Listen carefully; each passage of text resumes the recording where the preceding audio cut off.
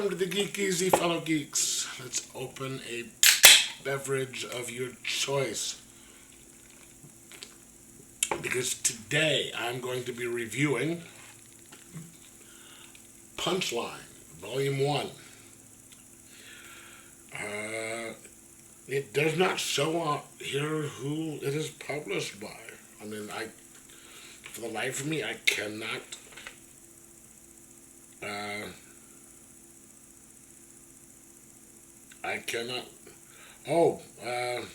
it does not say who publishes this. So, but it is written by Bill Williams and Matthew Weldon. And this is kind of weird. I picked this up like yesterday or the day before.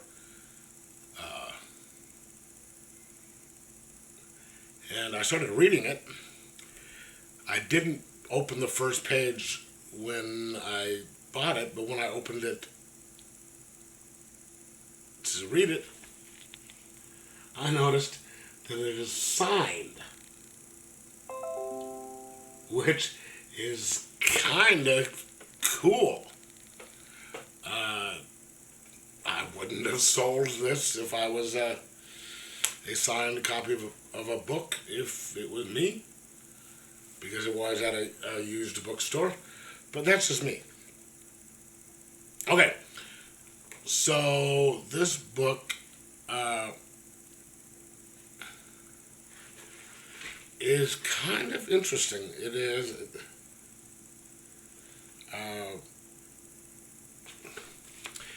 You have starts out with a woman who is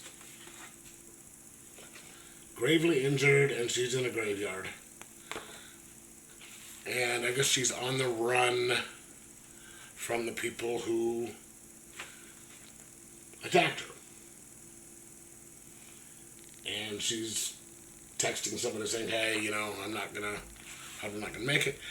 And she comes across a young girl sitting on a bench who's there to do some drawing, get some free time away from her family. And the weird thing is, the woman, her name is Mel, she had some sort of powers. She's like a superhero and stuff, and she had gotten them years ago. It turns out like when she was like 12 or 13 years old, and she's got these powers. You don't find that out right away, that when she got them and how old she was.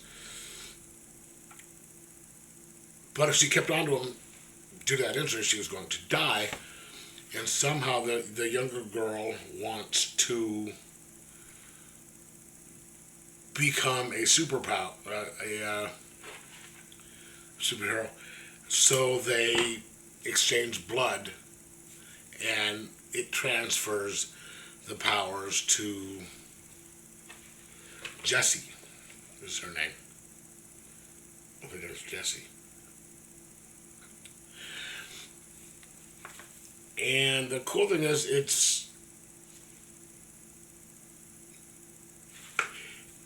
she doesn't start becoming a superhero right away.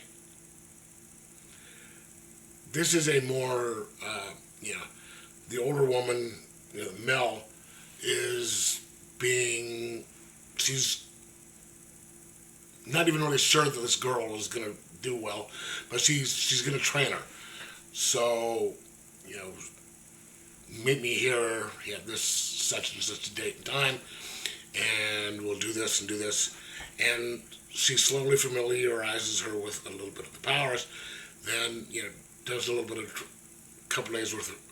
training, and then supervises her during her first couple of missions, which are tests and doing stuff.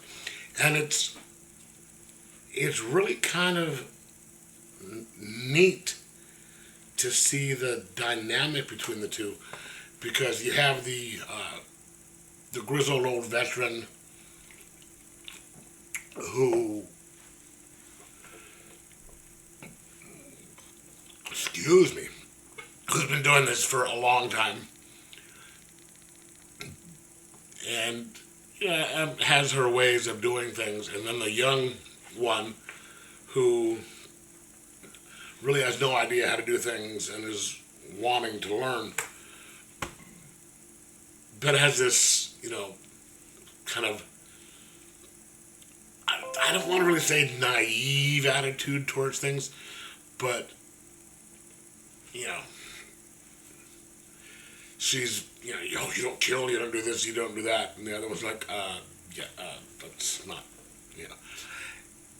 And you learn that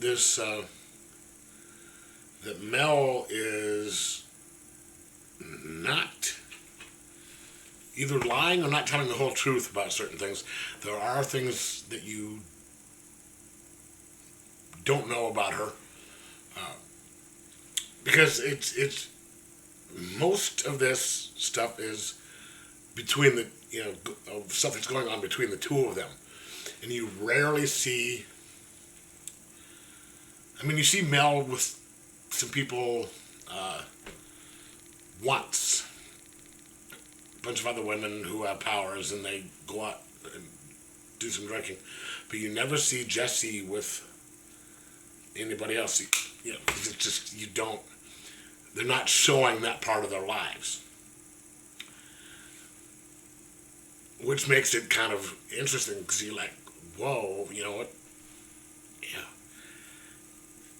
So you don't know, why Mel is acting this way and why Mel wants, her dark, tendencies and all that are this way. And you also really don't see, there's a couple of lines where Jesse explains why she doesn't think people should kill. It's like, just because they're bad people doesn't mean you need to kill them and all this stuff. But you sort of start to see the tension growing between them, and also just her, Mel's hard way of training. Like, there's this scene, it sort of reminds me of a couple of DC characters here, and she's fighting, and just in the process of fighting him, she winds up throwing him back in the ocean, and Mel's just like, fuck you do that for? You just threw him back in the water. We aren't going to be able to get him, and that's keeps him, gives him that's where he's stronger. So it's kind of funny and much more kind of, I don't want to say really realistic, but it's nice to see the dynamic in this, the way it is, because usually when someone trains somebody, it's always this kind of parental type thing, or this mentor type thing. This, sure you want to do this, and here it's just like, yeah, we're gonna do this. We're gonna do this my way. Oh, you're a dick, yeah, but I'm still doing this to keep you alive and all that. The story is really good.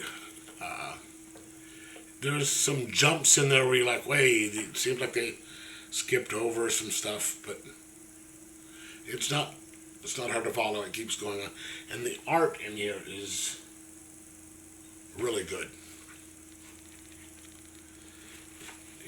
It's top notch. And I just, I'm really enjoying the art as well as the story. So I wasn't sure if I was going to like this when I bought it, because I'd seen a couple of issues of Punchline in my LCS, and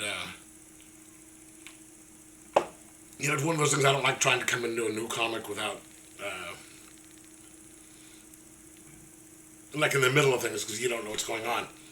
So when I saw this and it was like $8, I said, hey, let's get it. I recommend it. I'm going to give this a 4.25 out of 5. And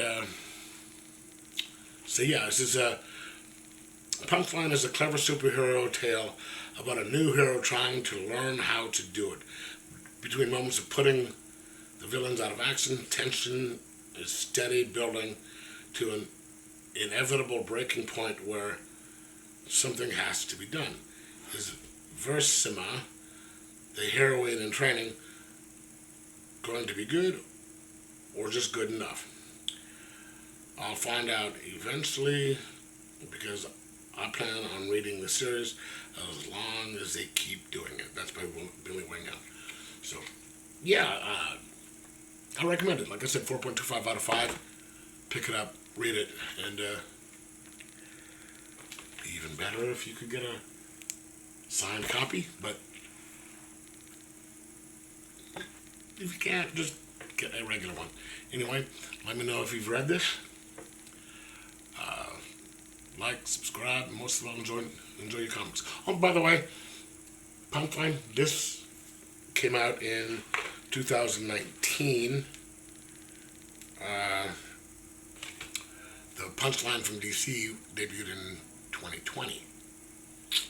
So the name was out first. But anyway, let me know what you thought. Like, subscribe, most of all, enjoy your comics.